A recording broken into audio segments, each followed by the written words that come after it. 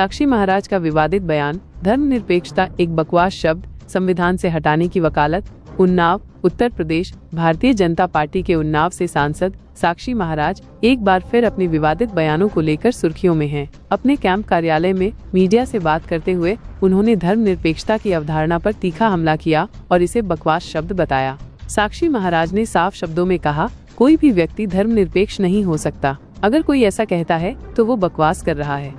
उन्होंने संविधान से सेक्युलर और सोशलिस्ट जैसे शब्दों को हटाने की वकालत की और कहा कि इन शब्दों को जोड़ना देश के साथ अन्याय है। उन्होंने इसे एक पाप करार दिया और तर्क दिया कि जिस तरह आंख का धर्म देखना, कान का सुनना और अग्नि का जलना है, उसी तरह इंसान का भी एक स्थायी धर्म होता है जिसे बदला नहीं जा सकता। खुद को धर्माचार्य बताते हुए उन्होंने चुनौती दी कि दुनिया का सबसे बड़ा विद्वान भी उनसे इस मुद्दे पर बहस करके जीत नहीं सकता। उनके अनुसार धर्मनिरपेक्ष शब्द देश को बर्बादी की ओर ले जा रहा है। इस दौरान उन्होंने समाजवादी पार्टी के प्रमुख अखिलेश यादव पर भी हमला बोला और उन पर जातिवाद का जहर फैलाने का आरोप लगाया। उन्होंने कहा कि समाजवादी पार्टी की राजनीति सिर्फ जाति के नाम पर भ्रम फैलाने की है। उन्होंने रावण और राम का उदाहरण देते हुए कहा कि रावण ब्राह्मण था और राम ठाकुर, लेकिन पूजा गुणों की होती है, जाति की नहीं। इसके अलावा उन्होंने इटावा में कथावाचक के फर्जी पहचान पत्र के मामले पर भी सख्त रुख अपनाया और सवाल उठाया कि क्या वो व्यक्ति रोहिंग्या या आतंकवादी है जो अपनी पहचान छिपा रहा है। जब जब समाजवादी पार्टी सत्ता में रही या सत्ता से बाहर रही तो जातिवाद और तुष्टीकरण, इनकी पार्टी की यही दो खंबे हैं जिस पर पार्टी टिकी हुई है, एक तुष्टीकरण, एक जातिवाद। भारतीय जनता पार्टी एकात्म मानववाद और अंत्योदय, हम एकात्म मानववाद अंत्योदय की बात करते हैं, यह तुष्टीकरण जातिवाद की बात करते हैं। इटावा की घटनाओं को मैंने बहुत नजदीक से गहन अध्ययन करने के बाद देखा है।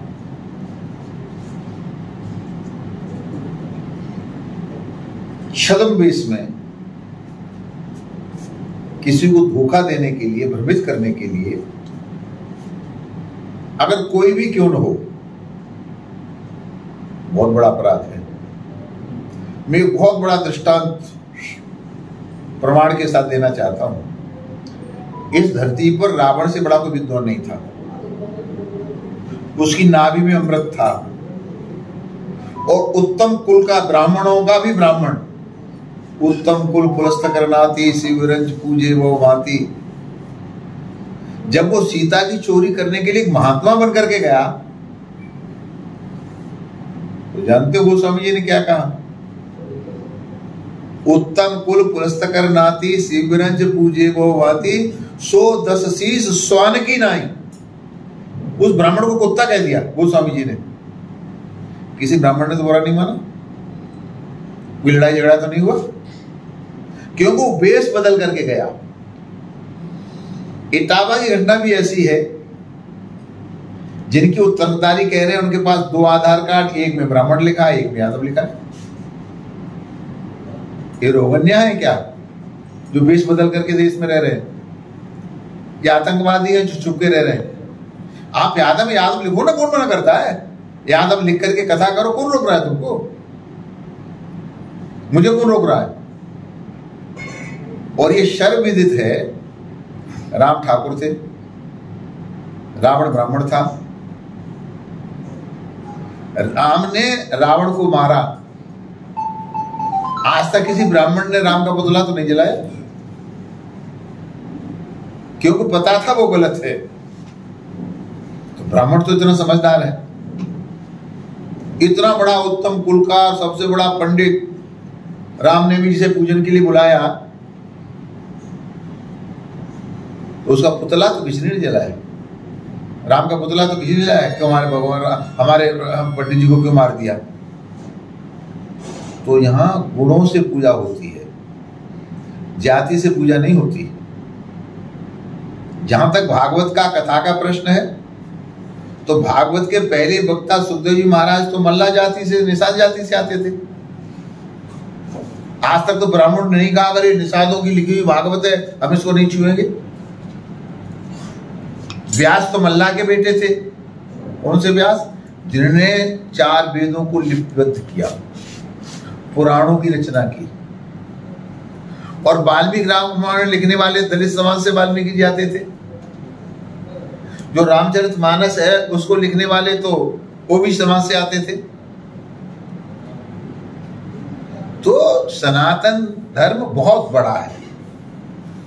हमारे शास्त्र में कहा अयम निजः परोवेति गणना लघु चेतसाम उदार चरिता नाम तो वसुधैव कुटुम्बकम।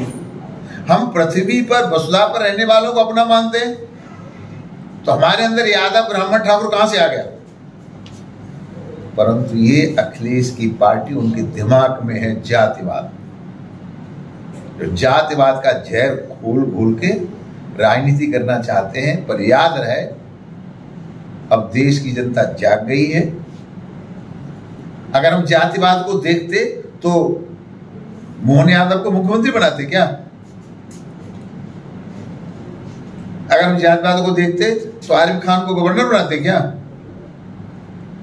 तो ये जातिवाद की राजनीति समाजवादी पार्टी और माननीय अखिलेश जी कर सकते हैं। ब्राह्मण भी बहुत समझदार है, हिंदुस्तान की जनता समझदार है। अब जातिवाद और तुष्टीकरण की राजनीति करने वालों की दाल नहीं गलने वाली है। 2007 ये संवैधानिक प्रक्रिया है। मैं एक धर्माचार्य हूं और पार्टी का वरिष्ठ सांसद भी हूं। तो पार्टी के वरिष्ठ सांसद होने के नाते नहीं, परंतु एक धर्माचार्य होने के नाते मैं ये कह सकता हूं, कोई दुनिया का बड़े से बड़ा विद्वान मेरे से बहस कर ले, धर्मनिरपेक्ष कुछ हो ही नहीं सकता। बकवास है, संविधान में अन्याय है, पाप है। आंख का धर्म क्या है? देखना। क्या आंख अपना धर्म छोड़ सकती है? कान का धर्म क्या है? सुनना। क्या कान अपना धर्म छोड़ सकता है? नाक का धर्म क्या है? श्वास लेना। क्या छोड़ सकती है क्या? अग्नि का धर्म क्या है? दाहकता। छोड़ सकती है क्या? पानी का जल क्या है? धर्म क्या है? सरलता। छोड़ सकती है क्या? तो धर्मनिरपेक्ष पागल हो गए लोग क्या? मैं राजनीति में नहीं था तब से धर्मनिरपेक्ष शब्द का विरोध कर रहा हूं। धर्मनिरपेक्ष कुछ हो ही नहीं सकता। इस शरीर का धर्म है जन्मना और मरना। कौन शरीर को धर्मनिरपेक्ष बना सकता है दुनिया में कोई? शरीर जन्मा है, मरेगा, इसका धर्म है।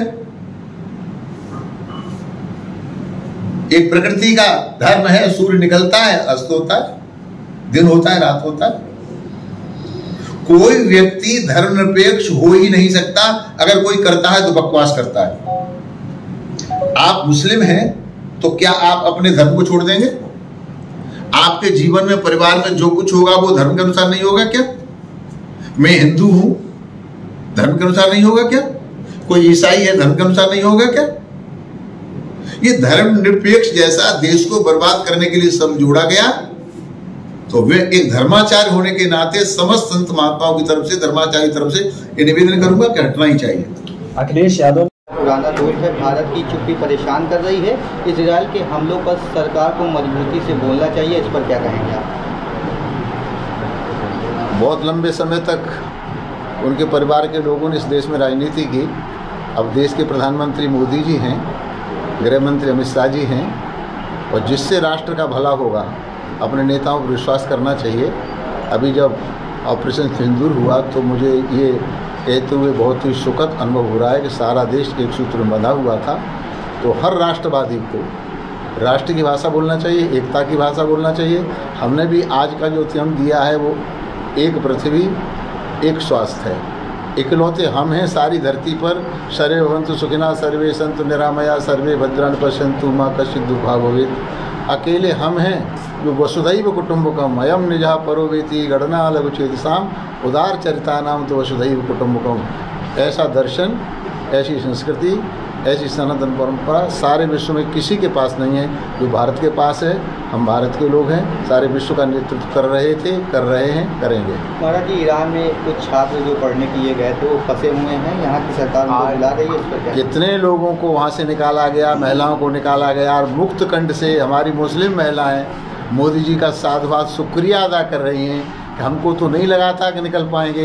ये सब कुछ मोदी जी कारण संभव हुआ है। तो ये आपको सब दिखाना चाहिए।